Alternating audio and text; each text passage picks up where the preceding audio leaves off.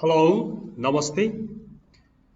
You are watching the best preparation, a big platform for learning English language. नयाँ हुनुहुन्छ भने subscribe गर्नुहोस्, video share गर्न, like, comment गर्न पनि नभुल्नुहोला। अब हेर्नुहोस् त, दैनिक जीवनमा एउटै टेन्समा मात्र बोलिरहने भन्ने त हुँदैन नि।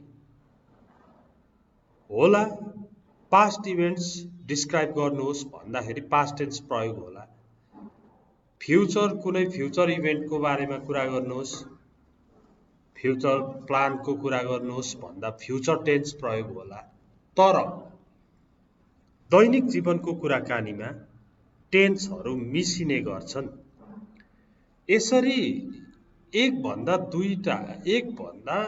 बढी टेन्सहरूलाई प्रयोग गर्न सक्नु भनेको ठुलो सिपको विकास हुनु हो।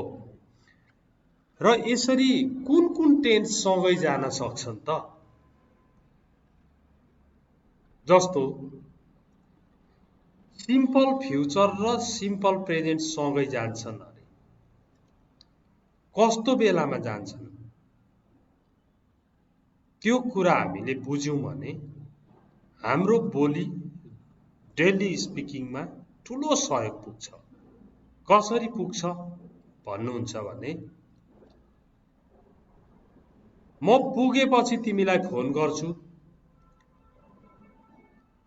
भन्दाखेरि फोन गर्नेछु चाहिँ सिम्पल फ्युचर हो, पुगे पछाडि भन्नु चाहिँ सिम्पल प्रेजेन्ट को प्रयोग हुन्छ। कसरी हुन्छ भन्ने कुरा आज डिटेलमा हेर्ने दिन छ। हतार नगरिकन, भिडियो लामो छैन, अन्त्यसम्म हेर्नुहोला। के पढ्दैछौँ? Simple future and simple present. यहाँ हेर्नुहोस्, मेन क्लजमा चाहिँ subject, will, verb 1, object, subject plus will plus verb 1 plus object main क्लजमा। अनि मेन पार्टमा त्यो हुन्छ। नेक्स्ट पार्टमा चाहिँ के आउँछ अरे भने when, while, before, after, as soon as, until, if आउँछ अरे। अनि सब्जेक्ट प्लस verb 1 और verb 5 प्लस अब्जेक्ट भनेको सिम्पल प्रेजेन्ट टेन्स। मेन क्लजमा चाहिँ सिम्पल फ्युचर टेन्स नै हो। अर्को नेक्स्ट पार्टमा चाहिँ के गर्ने? when, while, before, after यिनीहरूको मिनिङ जान्नु पर्यो है। अब यहाँ हेर्नुहोस्,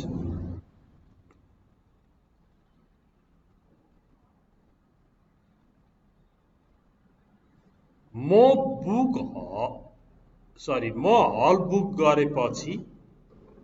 हल बुक गरेपछि हजुरलाई जानकारी दिनेछु भनेर यहाँ भनिएको छ।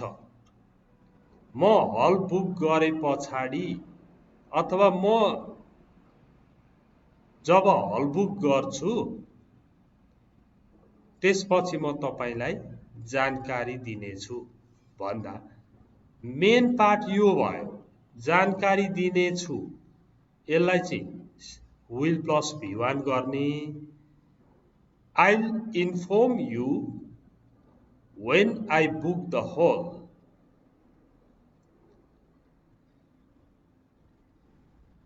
जब म हल बुक गर्छु हजुरलाई जानकारी दिनेछु।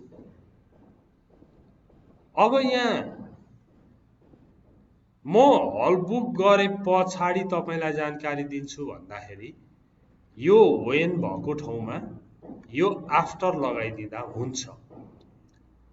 I'll inform you after I book the hall।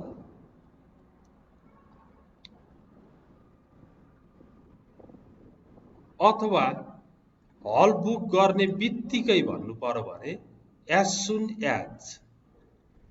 as soon as I book the hall.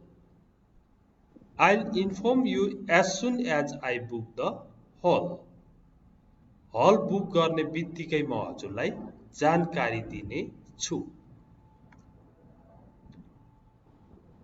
अब यहाँ हेर्नुहोस्,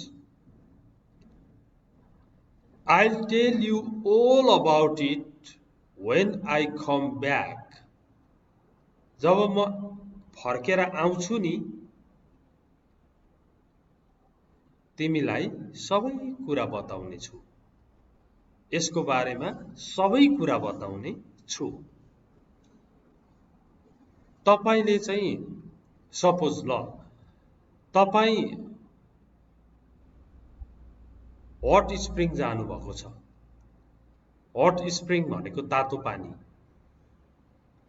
अनि फोन गर्दाखेरि यता घरमा चाहिँ अरु कस्तो रहेछ के रहेछ धेरै कुरा सोध्न थाल्नु भयो भने Don't worry, I'll tell you all about it when I come back. चिन्ता नगर्नुहोस्, जब म आउँछु नि सबै कुरा बताउने छु। यसको बारेमा सबै कुरा बताउने छु।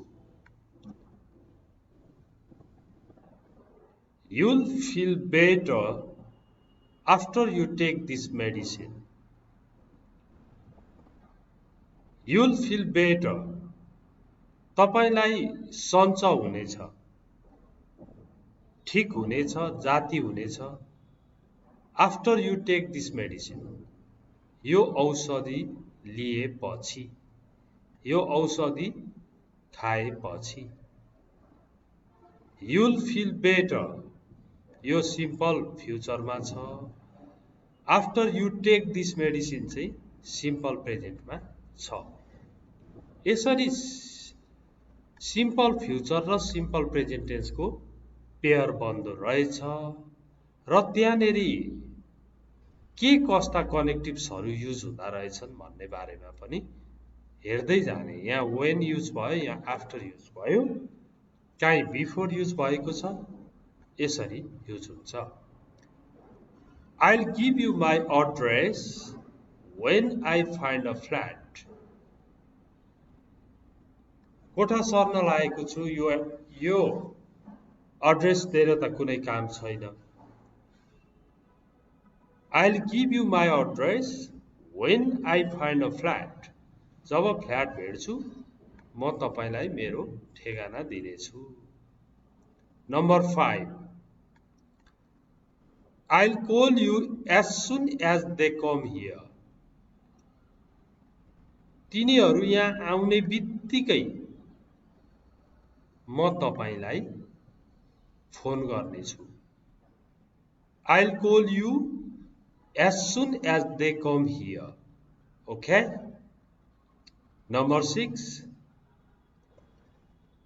I'll lend you the book when I finish it. तपाईले एउटा नयाँ किताब किनेर लिएर आउनु भयो अनि सुरु गर्नुभएको छ पढ्नलाई। एउटा साथी आएर कस्तो राम्रो रहेछ, इन्ट्रेस्टिङ रहेछ, मलाई देऊ न भन्यो। Okay, I'll lend you the book when I finish it. जब म सिध्याउँछु नि म तिमीलाई सापट दिनेछु, केही दिनको लागि हेर्न दिनेछु। अब यहाँ when लगाइयो, यहाँ as soon as लगाइयो। हेर्नु है, अघिकै कुरामा Okay, I'll lend you the book as soon as I finish it. मैले यो सिध्याउने बित्तिकै तिमीलाई सापटी दिनेछु। अब यहाँ हेर्नुहोस्, यो main clause, main part. will be late. हामी ढिलो हुनेछौं। अब यो simple present. If we don't hurry, हामीले हतार गरेनौं भने will be late. हामी ढिलो हुनेछौं। Number 9. Please wait here until I come back. Please wait here. यहाँ पर्खिनुहोस् until I come back. म फर्केर नआएसम्म यहाँ पर्खिनुहोस्. Number 10. यहाँ हेर्नुहोस् त. He'll contact you when he gets home from work. He'll contact you when he gets home from work. जब ऊ कामबाट घरमा आउँछ उसले तपाईलाई फोन गर्नेछ. He'll contact you when he gets home from work. कामबाट घर जब आउँछ उसले तपाईलाई फोन गर्नेछ. When I see the boss, I'll tell him about your problem. जब म बोसलाई भेट्छु नि म उहाँलाई तिम्रो समस्या बताउने छु. When I see the boss, I'll tell him about your problem. Number 12. I'll go home as soon as I've finished your work. हजुरको काम सिद्ध्याउने बित्तिकै म घर जानेछु. यसरी हामीले सिम्पल प्रेजेन्ट र सिम्पल फ्युचरको युज पढ्यौं आज. यो अत्यन्तै राम्रो कनेक्टिभ्सहरुको प्रयोगको लागि पनि जान्नु पर्ने प्लस